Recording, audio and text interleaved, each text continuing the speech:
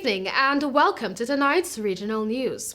The United States Postal Inspection Service, USPIS, has warned that any Jamaican who is found to be exploiting the visa system to undertake fraudulent activities in the U.S., like scamming, can face up to 20 years in prison. The USPIS said while the majority of Jamaicans who enter the country operate legally, there are a few with criminal intentions. Those who create these scams and participate in them can either be indicted in Jamaica or extradited to the U.S. for mail and wire fraud.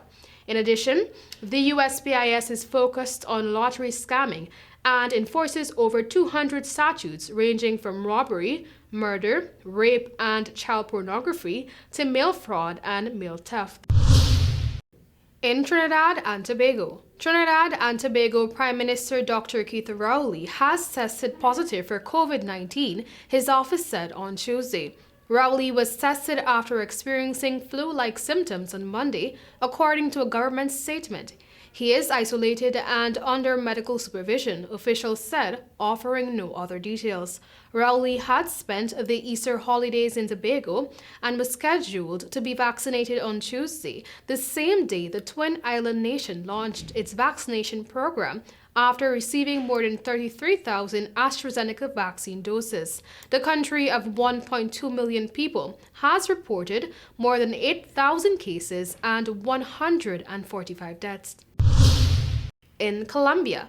Colombia will allow the private importation of COVID-19 vaccines, the Ministry of Health said on Monday, but the shots must be free for those being inoculated. The country plans to immunize about 70% of its 35 million people this year under a free national program and has administered some 2.4 million doses since February.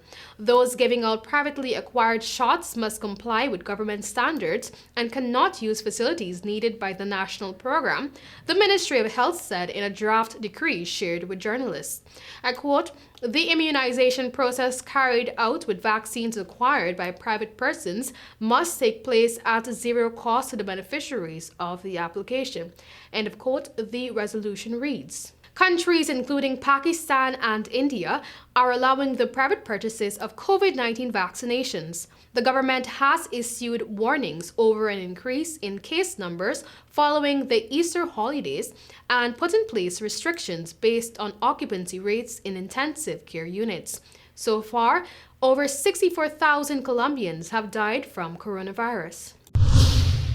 United Airlines says it will train 5,000 pilots this decade, including taking on applicants with no flying experience, and plans for half of them to be women or people of color. United will borrow an approach used elsewhere, notably in Germany, by taking people at the beginning of their flying careers and training them at its own academy, which it bought last year. United will continue to draw pilots from traditional sources such as the military. However, airline officials said they will begin accepting applicants for United's Flight Academy on Tuesday.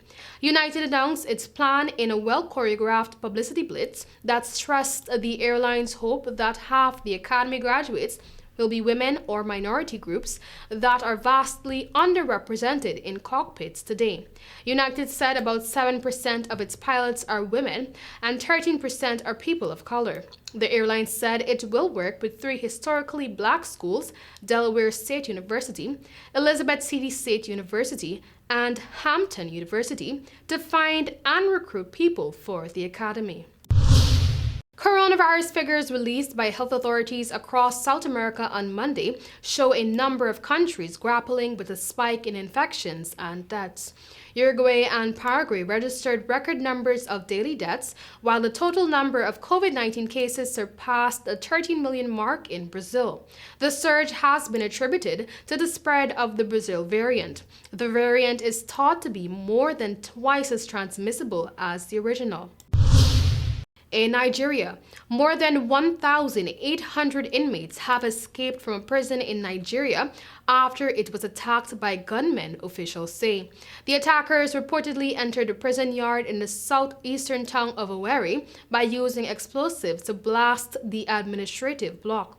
6 prisoners have reportedly returned, while 35 refused to escape.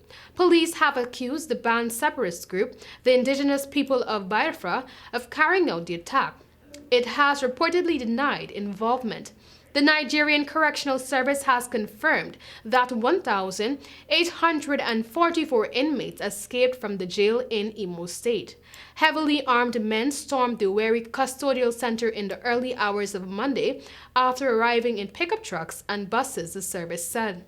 A police spokesperson said the attackers carried rocket-propelled grenades, machine guns, explosives, and rifles. Since January, several police stations and vehicles across southeastern Nigeria have been attacked and large amounts of ammunition stolen.